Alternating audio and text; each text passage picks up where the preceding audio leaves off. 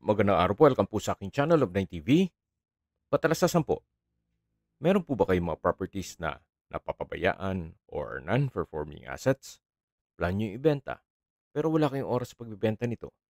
Kung ito'y pagkakatiwala nyo po sa amin, tawag lang po kayo sa aking numero, usap po tayo, gawan ko po ng video for free. Yes, libre po, wala po kayong babayaran. Tutulungan po namin kayong mabenta ang inyong property. Kami na po bala sa marketing, sa boosting or paid ads, even sa tripping, hindi na po kayo mapapagod sa pag-entertain ng mga buyers. Kami na po bala sa lahat. Tawag lang po kayo.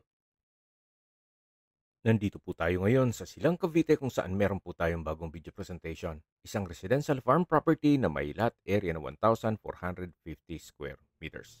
Ito po'y titulado, buhay po ang may-ari kaya wala po kayong maging problema sa documentation o sa transfer ng title. Updated din po ang amilyar nito mula po sa main barangay road. Ito po'y inner lot. Kaya kung hanap nyo po'y isang tahimik na lugar o property, ito na po yung hinahanap nyo.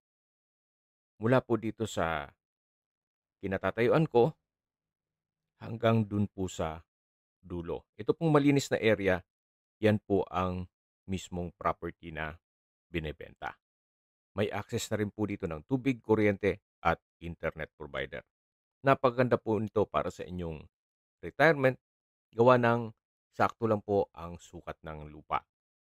Less maintenance po pag mga ganitong sukat ng lupa. Pero kung malaki naman ang inyong pondo o budget, maganda rin po ang ekta-ektarya, especially kung magla-land banking kayo. Mas malaki po ang kikitain ng pera nyo compare na natutulog ito sa bangko. Yan po, tunghayin nyo po itong napagandang property kung saan patag na patag po. Kaya usable po lahat, wala pong masasayang. Hanggang dito po ang property line, dito sa malinis na area. Napakatahimik po ng lugar, sariwa ang hangin, at malamig po ang klima. Ito po yung nasa mataas na lugar. Ang estimated elevation above sea level ay 1,355 feet. Karamihan po sa mga negosyo dito sa paligid nitong lupang binebenta o karatig lugar ay staycation business o private resort na kung saan pinapasok nila sa Airbnb. Kaya maganda rin po itong gawan ninyo ng resort kung wala pa naman kayong planong mag-retire o di kaya gusto nyo ng investment.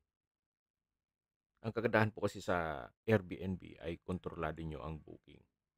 So, mamamonitor nyo siya. Kayo hahawak ng application, then meron lang po kayong caretaker na magme-maintain. After na umalis ang inyong guest, lilinisin nila, then that's it. Kikita na kayo. Then mag-aantay ulit kayo ng booking. So, lahat ng magiging guest nyo ay kayo lang ang kukontakin o sa inyo po dadaan. So, maganda rin po itong gawa ng coffee shop kasi may mga coffee shop din po sa paligid na kung saan kahit looban po ay dinadayo.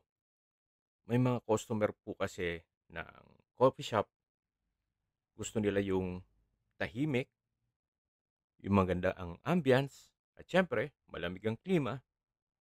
So, kailangan nila ng peace of mind. So, pinupuntahan po nila yung mga coffee shop o cafe na pwede silang mag-relax. So, yan po, tunghayan nyo po itong napagandang property kung saan ito po'y titulado at buhay po ang may-ari. Sa distance, location at travel time portion na po tayo.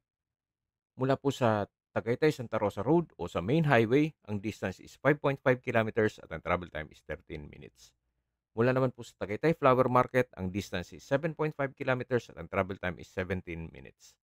Mula naman po sa Tagaytay Rotonda, ang distance is 8.7 kilometers at ang travel time is 20 minutes. Kompleto na po doon gaya ng hotels, restaurants, banks, schools, church at hospital. Yan po yung lagi kong binabagit sa inyo na dapat nyo i-consider sa paghanap ng property, yung meron pong malapit na hospital. Hindi ko naman po sinasabing sakitin kayo. Yan naman po for emergency purpose lang naman. At mula naman po sa Calac Silang Interchange, ang distance is 8.2 kilometers at ang travel time is 20 minutes. Ang Calax po ay connecting South Luzon Expressway, Skyway, all the way to North Luzon Expressway at ibang parte ng Metro Manila. Kaya mapapabilis na po ang biyahe nyo mula Manila papunta dito sa property. Mula naman po sa Manila o sa airport, ang distance is 52.9 kilometers at ang travel time is 1 hour and 29 minutes. Okay, sa presyo na po tayo. Mula po sa original price ni owner na 7,000 per square meter, nag-markdown price na po siya sa 5,500 pesos per square meter. Kung may mga katanungan po kayo, tawag lang po kayo sa aking numero. At sa mga kababayan naman natin nasa ibang bansa, meron po akong WhatsApp, Viber, Telegram, at meron na rin po akong Signal. Same number lang po, 0917-316-3399. Sa mga nagtatanong naman po ng aming Facebook, meron po aming Facebook page na Nov9TV at Facebook Real Video. Meron din pong TikTok at Instagram. May ibang YouTube channel po kami, the Nov9TV channel, Nov9TV Listings, Nov9TV On The Spot, Nov9TV Updates, at Nov9TV House Rental. Sana po naibigyan nyo ang video presentation. Paki-like and subscribe na lang po sa aking channel para ma-update din po kayo sa aking future listings.